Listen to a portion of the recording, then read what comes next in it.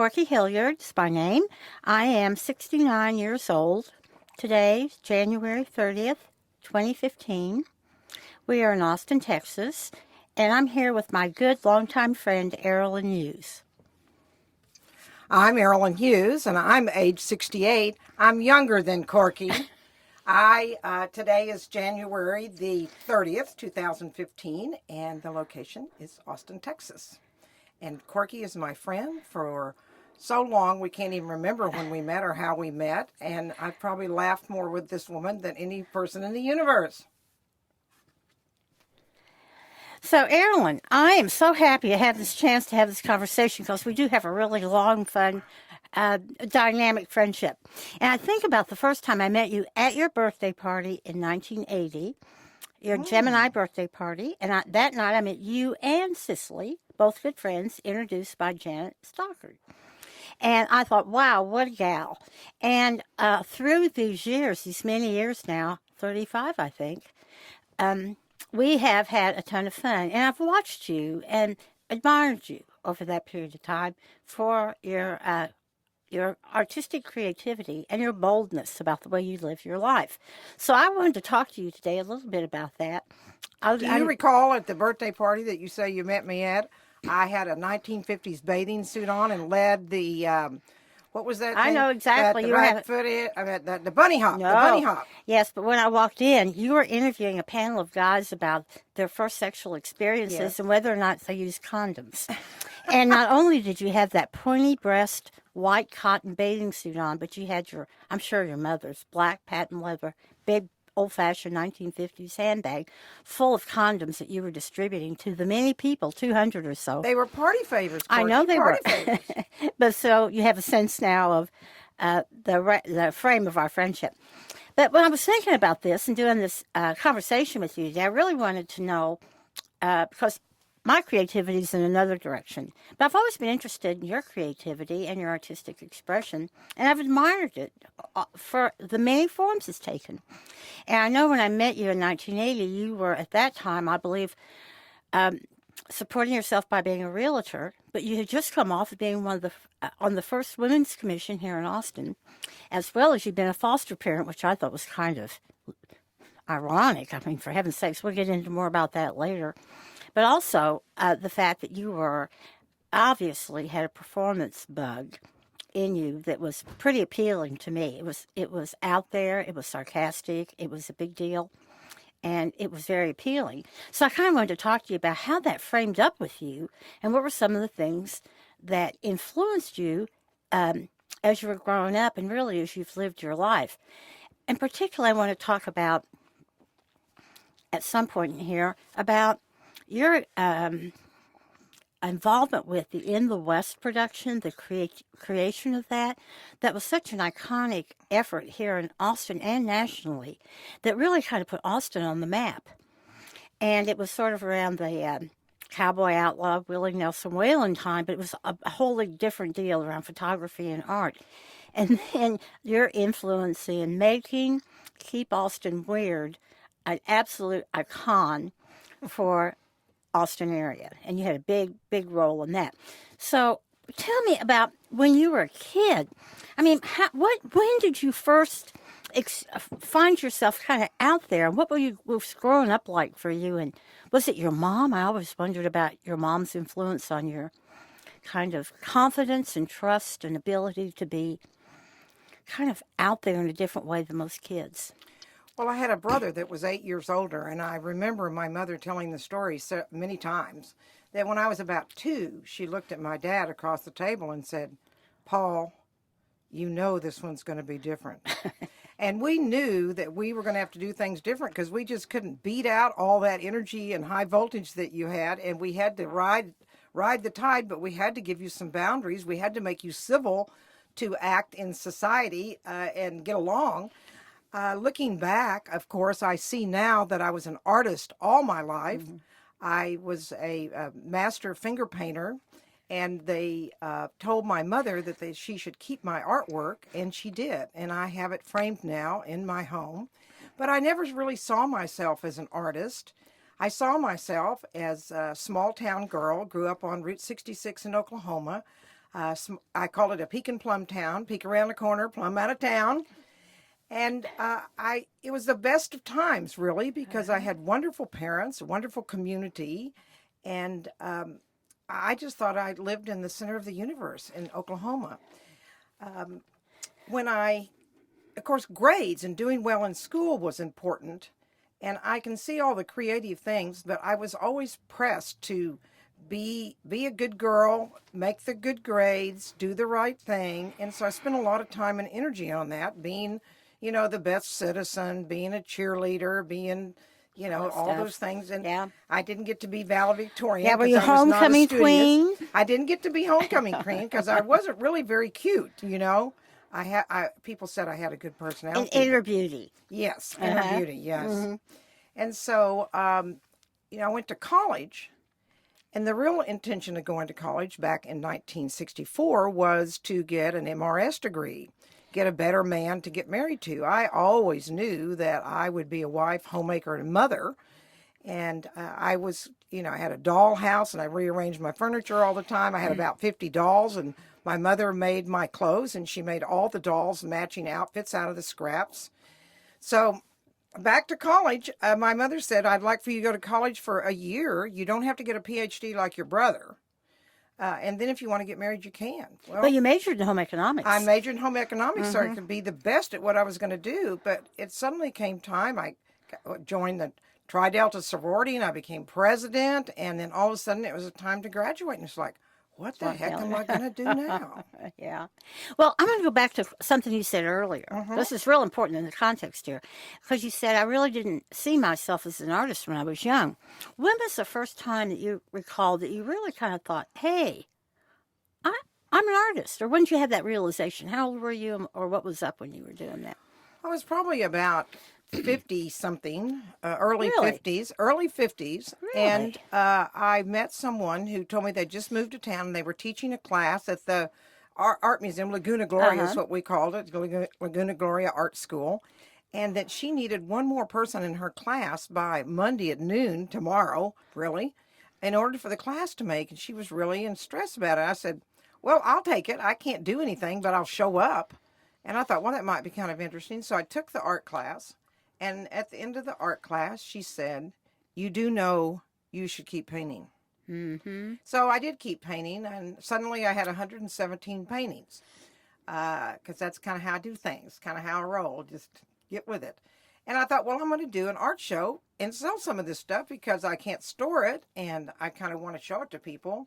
And so I had this art show, and at the art show, people kept saying, you're just an incredible artist. I didn't know you were an artist. And I thought, that was a show you made all your friends buy art. Yes, I made Yes, all my I had to buy 3 pieces. 3 pieces. And they weren't cheap either. It's like going to somebody's children's recital, and sitting through that.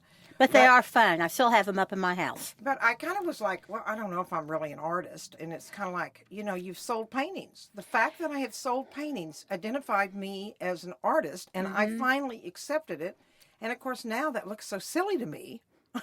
Well, I've been an artist all my life. I just never put my finger on it because the important thing for me was to have a career and make money, so I would not have to depend on any men to support me, and I wouldn't also be imprisoned by them if I wanted to leave. Right. We'll come back to that, but I'm going to go back to another point. So it's interesting to me that you define, at this conversation, you're defining art as visual art. Yes. But I'm thinking about, I really thought of you artist much earlier than that. And I always thought you were clever and a good performer. But it was really when you did the In the West stuff, both the writing as well as the acting, that I thought this woman is a performing artist, which is a big part of your identity, I think. So tell me a little bit about the In the West. Was that 1985? 90? Oh gosh, I'm not good at when dates. Were you in Washington? But somewhere along that time, I went to a lot of plays. Well, tell a little bit about just to caption about In the West. Well, I went to a lot of plays, and I saw this guy's work, and I thought, this guy's incredible. A Jim photographer? Fritzler, director. Yeah. And I said, Jim, if you ever do anything where I could maybe show up and put the coffee on the table or something, I'd love to do that because I really love your work. Take tickets, yeah. Well, the next thing I know, he called me and he said, I'm doing a play, and there's going to be writers and performers and directors that will be involved in this. And the first meeting is when, and I went, and then all of a sudden I found out Jim went to New York, and he said, I'll be back to put the final touches on the play. So we had to figure it out. I wasn't too much of a player in the figuring out because I still was just listening and observing. But we decided that we would divide everybody up, and everyone would be the director of one piece, a writer of a piece, and perform one piece, none of which were the same. And In the West was based on a photography exhibit about Richard Avedon. Yeah, about characters in the West. So they're very stark photos. Right. And we said, these are the real people, the ones we're performing on stage, because we don't think Avedon got it right. Well, who did you write for? Which character did you write for, and which character did you perform? I kind of drew a name or something to write a piece for a man. So, it was kind of like, oh my gosh, not only am I not a writer, but I have to write for a man. And so I wrote the piece. We all read them to each other. And, of course, I thought my piece was terrible. And after I read it, they all applauded and said that was great, like I'd been writing for 100 years. And of course, we worked with each other, too, of what might be better or what could be left out. But that show performed in Austin for many, many years. It's probably the longest performing show ever done in Austin. And eventually it went to Kennedy Center. Well, who did you perform? What was the character you performed? The character I performed was a piece that Tim Mateer wrote, and the director of the piece was Amparo Garcia Crow. And his piece was taken from a conversation that he had with me where I said that as part of the, Battered Women's Center, we took a group, and of which I was one of the people, and went to the Gatesville Maximum Security Prison for Women, and were able to talk to about 20 women who killed their husband, supposedly in defense of in battered women's situations, or to protect their children, or whatever. And so that was so eye-opening, and it had happened recently. So he wrote the piece on that, and oddly enough, I had the most serious piece in the show, and I'm really pretty much of a comedian now, as you know. But that's kind of how it transpired, and it was really life-changing for me, but I had to make the money at the same time. I was doing the shows at night and rehearsals at night, and every morning I was up selling real estate all day so I could pay my bills and get my savings so that someday I could do what I wanted to do. And that's what turned out. I became more than a visual artist. I became a storyteller. I became a stage performer. I became an art car designer. I'm doing a new art car. In fact, do you know about that? No, which one's this? I'm painting that 95 station wagon, Mercedes station wagon I have, turquoise blue, like the aqua blues, like of the Thunderbirds of the 50s or the Kitchens of the 50s. And I'm going to put all home economic stuff on the car. There's going to be bananas on the top. There are going to be things like the hand that rocks the cradle rules the nation, because I got that when I was about in the 9th grade, and it stayed with me all these years. And now I'm doing film.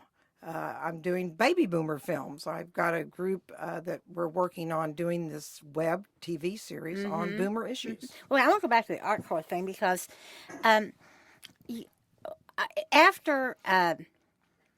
after you were doing all this performance stuff, and after actually the 90s, late 90s, whenever the Keep Austin Weird stuff started, you were right in the big thick of all that.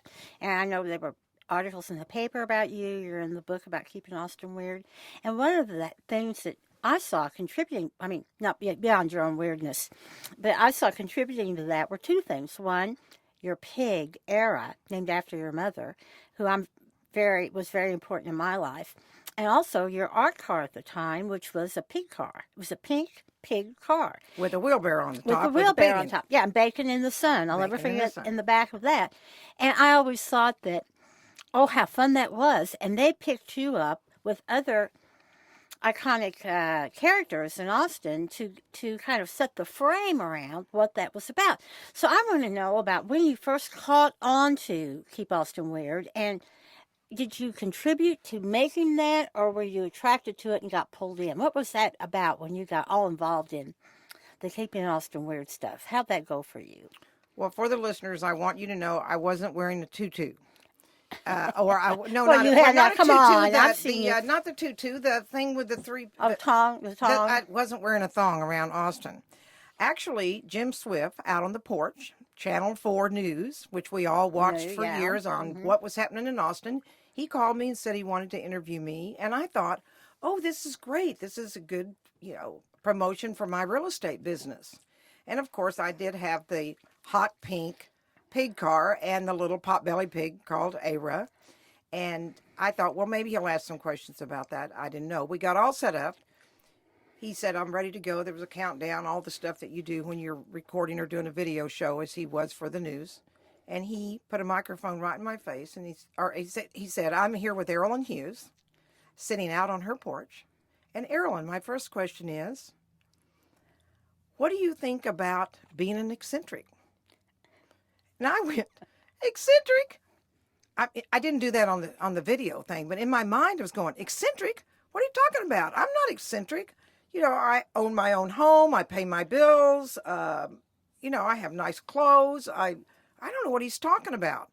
But as time went on, and I said to my friends, do you think I'm eccentric? And they went, yeah. And then I had a guy that I was going out with, Howard Englander at the time.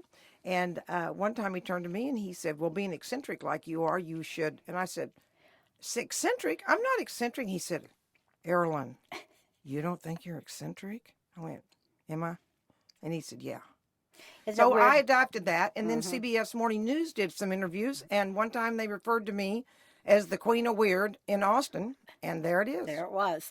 Well, that was sure fun. I still have people, when we drive by your old house, it's off Mopac, that was full of yard art and stuff. They'll go, oh, there's that house of that friend of yours, that weird woman that was keeping Austin weird. They still call it the Keeping Austin Weird house, because I had those 4-foot letters that I used in the New Year's Eve parade downtown. And I put them up on my house. They were all artistically decorated letters, 4x4, and huge. It said, keeping it weird in Austin or whatever. And then I had that car, and then I had a lot of yard art. Remember, I had that wheelbarrow. There's still yard art. And then I had a mannequin, and I put her upside down because I only had the bottom. Yeah. So I put her upside down. Her legs were sticking out of the ground like she'd fallen in the hole. That was fun. So you came up with the name. Who adopted the name Keep Austin CBS Weird? Morning News called me the Queen of Weird in Austin. So I became the Keeping It Weird Queen in Austin. And then Zachary Scott Theater. Did the show, yeah. Zachary Scott Theater, who is a major theater here. And a cultural driver, yeah. Right. They wrote an original show called Keeping It Weird. And it had all the Austin characters, and my car actually came on stage and your as pig. a part of that. And the pig was in the show, and I was and I auditioned. Yeah, and I was the only one cast that played myself. We all played other people's characters as well, but I did play myself when the car came on stage, and so that established me once again as one of the Keeping Austin Weird characters in Austin. I want to ask a question, just a little different vein, because in the past 5 or 7 years, both you and I have had really serious health issues, life-threatening health issues, and I've watched both of us cope with that. And I'm not saying anything about different or weird or bad or good, just the fact we both had to cope with being in the bottom of the barrel, so to speak. And has that You changed? get your medical directive and your will in order before you go into the hospital. Well, yes, and when people don't exactly tell you what the outcome's going to be. And we have no training. No, we have no how training. to deal with anything But like this. I want to know how if that has affected your outlook on your art, and or how that generally that impacted you, because mine was sort of hospital, surgery, take care of it, boom, wait. Yours was more ongoing for a while, so you kind of lived with frenzy for a while. But I just wondered, in looking back, how you saw that realization about fatality, imminent, kind of impacting the way you live your life or do your art.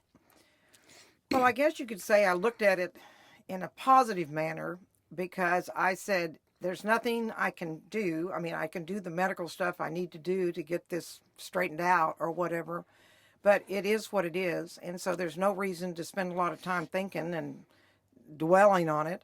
But it did bring to the realization that whatever I wanted to do in my life, that time was running out. And my mother used to say, save your money for a rainy day. And a friend of mine, I said, you need to go to Ireland with me. And she said, oh, I've always wanted to go to Ireland, but I don't know. And finally, it was time to put the money down. I said, I'm going. I've signed up. Are you going to go? I'd known her since 5th grade. And she said, it's a lot of money, and I'd have to cancel all my clients. And I said, well, number one, you've saved money for a rainy day. You had parents like mine, right? She said, yes. And I said, so that's really not an issue. And I said, when you die, do you want people to talk about you and say, oh, she was so dedicated to her clients, she would never cancel them or take a vacation or anything, and she saved her money so well? Or do you want them to say, her 5th grade girlfriend from the past called up and said, let's go to Ireland. She bought a ticket, canceled her clients, and went. It is the rainy day. It is time to move and spend our money. And she said, I'll buy my ticket tomorrow. And we went. Great. Well, what about your art? I mean, has that had any impact on your Well, art? also, I said, if anything I want to do, and one thing I knew that I wanted to do was to tell my story. And storytelling right now is kind of more known or discussed. I mean, we're doing it right now. But about 4 or 5 years ago, people weren't telling stories exactly. And when I said I'm doing a storytelling performance, I did 8 or 9 different shows, one woman solo shows for the most part. A few people came in here and there. People would go, telling story, is there going to be other characters? I mean, have you written a play?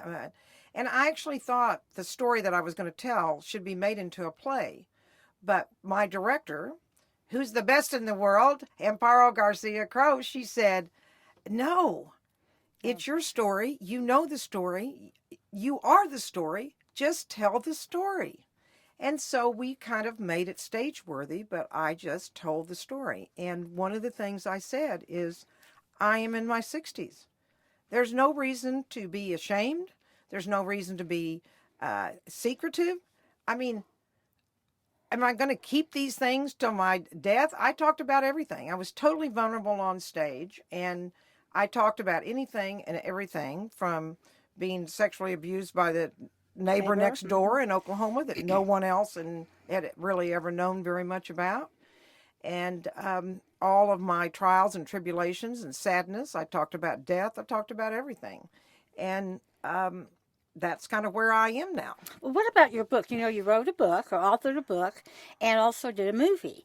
And I was glad you did the film, in the sense that stage productions are so temporal. Right. One time you're gone, so at least you have a record. But that book, I thought, was a fabulous idea. Well, if you told me when I was in high school and a cheerleader and, doing all kinds of wild and crazy things and cooking up things with my friends to terrorize things and go places and do things, if you told me I was going to write a book or publish a book or editor of a book, I would have laughed. I would have laughed. I just wouldn't have believed it at all. But what really happened was, after I did these 9 shows, the last being the one that was accepted into the International Solo Theater Festival in New York, and I did that show in New York, my director, Amparo Garcia Cruz, said, we have 350 hours of video that we did not shoot to do a film with. We just shot it so we'd have it as an archive and you could study it and maybe, glean some things in terms of your storytelling skills. But she said, I think we have a documentary movie on you. And I said, oh, you've got to be kidding. And she said, no. And I think that's our next step. And we will use a lot of things of where you came from and where you are now, because that is really quite different and unexpected from your point and everyone else who knows you. So while she was doing the film, I thought, well, what am I going to do? And in the back of my head, I thought about writing this book, stories of women who came of age in the 60s, who are now in their 60s, telling their stories of their choice to be child-free.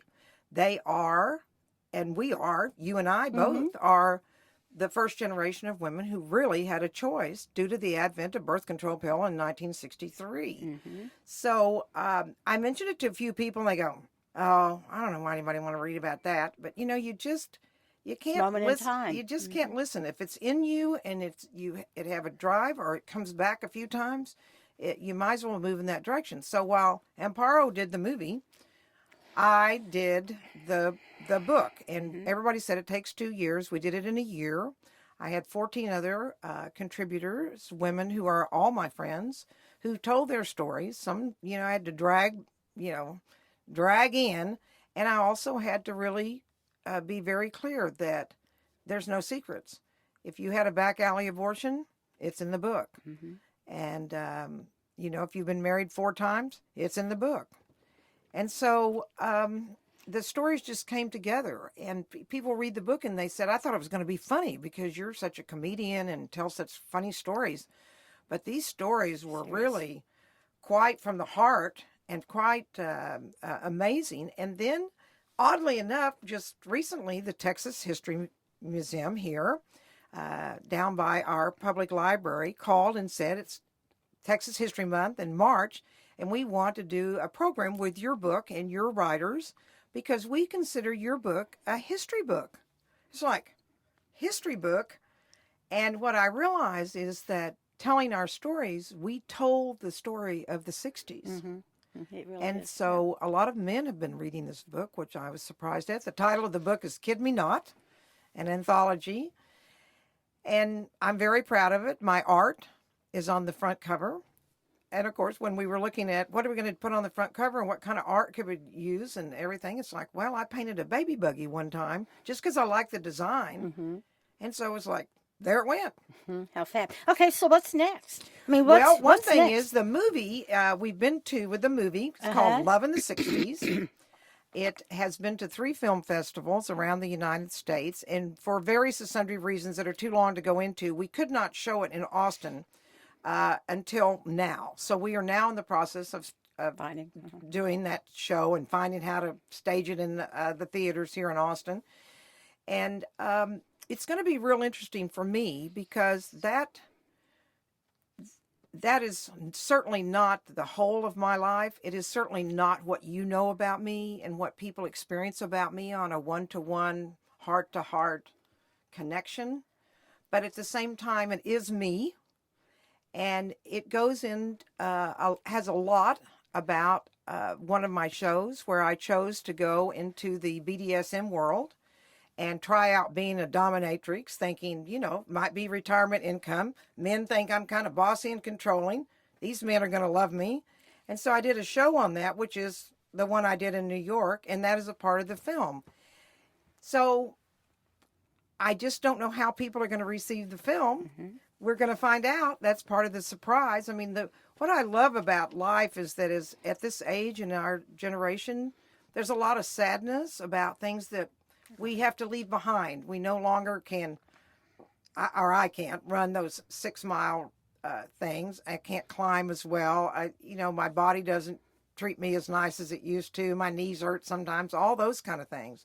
But yet there's so much joy in the fact that I have so much wisdom and so much experience now to draw from, and I can really sort out more what's important and what my nature is and what I am about.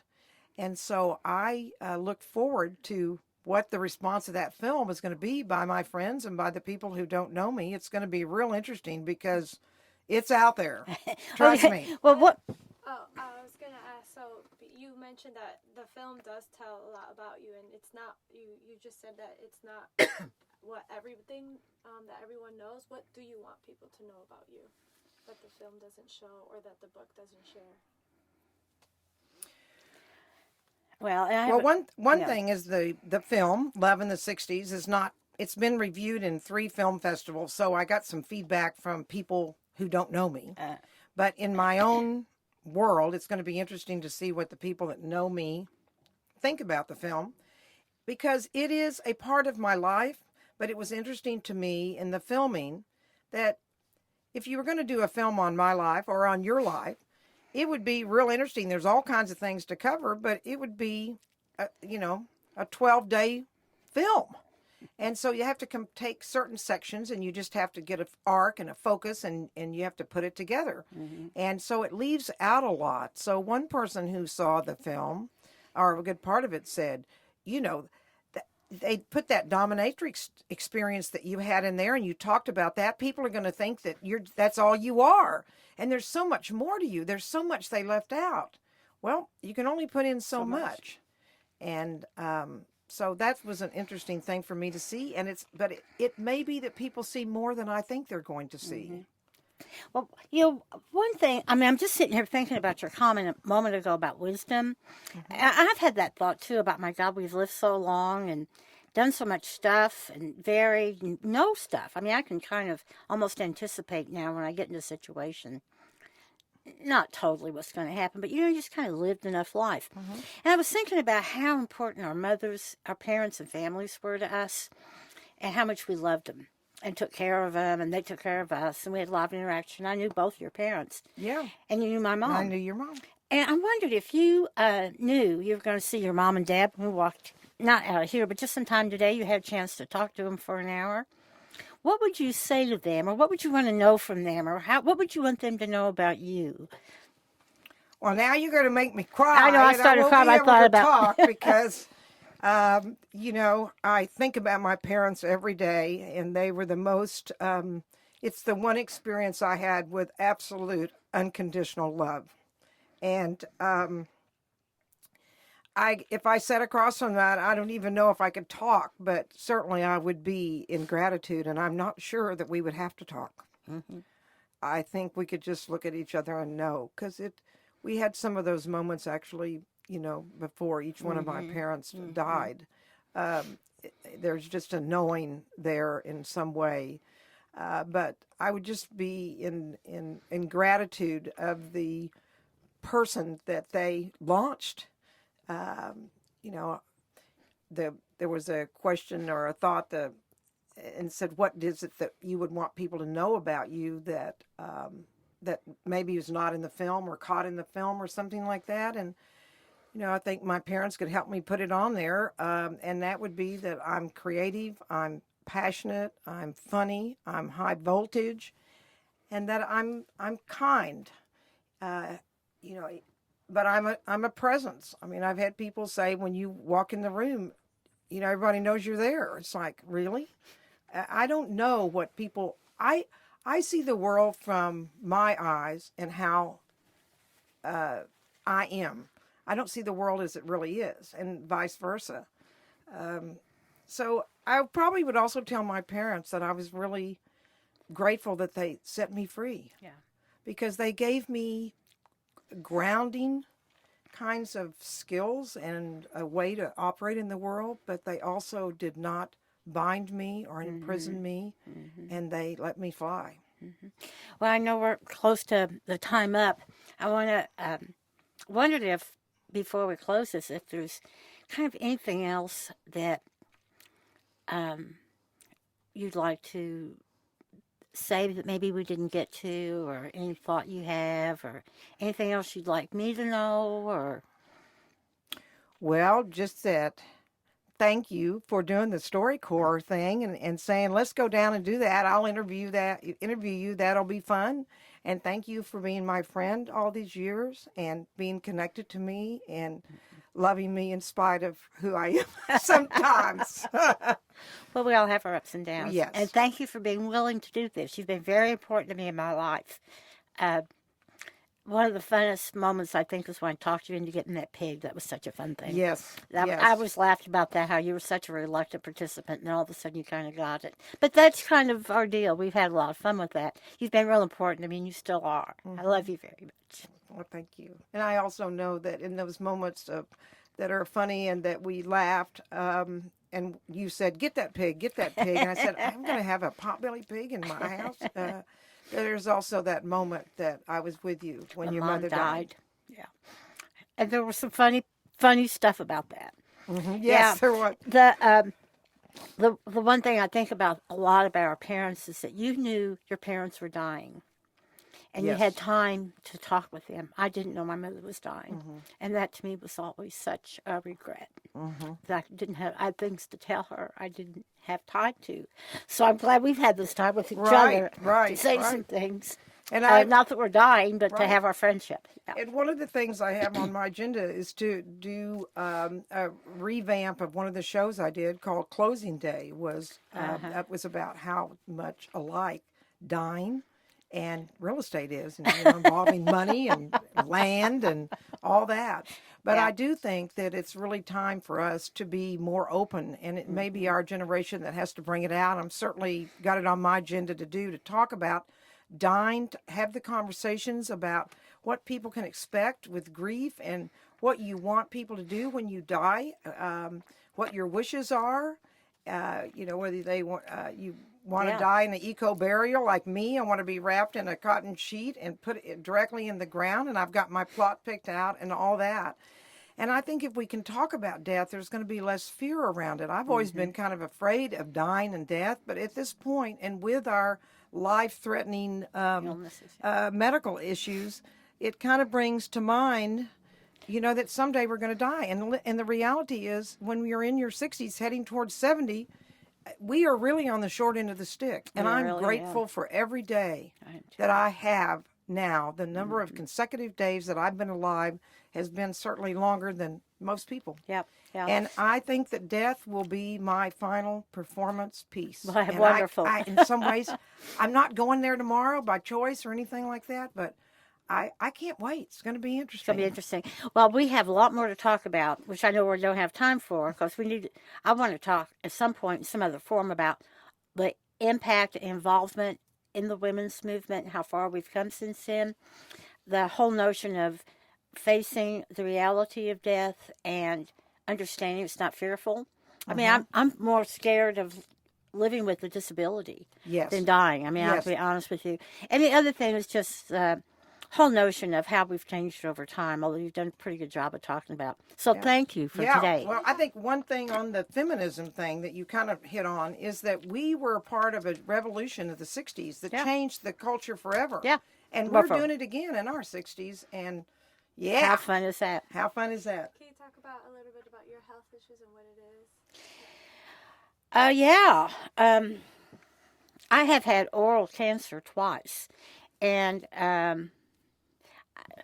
the anger I have about that has nothing to do with the disease. It really has to do with some of the treatment I received. But luckily, I got myself to MD Anderson where I should have been in the first place after people here told me I'd never talk again or I wouldn't be understood. So I've had major parts of my mouth removed twice. And it's funny because for my work, I do group facilitation and public speaking, so it's a hoot. But anyway, that's mine. And I wasn't nearly near death, threatened by death like you were, Aralyn, and your health issues were very grave. But I want to point out, too, that in the book that I edited, the anthology, I talk in there about people saying, you should have children. I mean, what's going to happen to you in your golden years? Who's going to take care of you? What about your genes and all this kind of stuff? And I watched when Corky, who has no children and who was married but divorced and has been for many years, so effectively she's alone and she's single. But when she got sick, went through the surgery, one time going to MD Anderson, her friends gathered around the campfire in that circle, and we set up a schedule. Peggy set up the schedule. Other people signed up, and people did different things. I worked at night because I'm the night owl. Nobody else wants to, be up at night. And we were with Corky every hour, even in Houston, even in the hospital. We had hotel rooms that we ran people through to sleep and come back out. And we were with her every moment for almost 3 months. Well, the first time was more, say, the horrible radiation. Right. But I had this twice. That was when you were still at home. Yeah, but the second time, really, I had people with me for a month, 24/7. 24/7. And it wasn't so much that I was that fragile, although I was. It was really that people wanted to be with me, and it was I had to relinquish my control. Yes. In order for people to be with me that much, because it was my gift to them. Because the first inclination you have is, no, I can take care of myself. But then I realized that was the way that people showed me their love, and it was really a wonderful gift. And that's kind of a way we were raised too, that you take care of yourself, and Your friends. it's very hard for us to give up control and let people help us. Yeah, we're so independent. So anyway, And we are independent. we are independent. Thank you. Thank you. Wow, that was fun. Well, that was a ton of fun.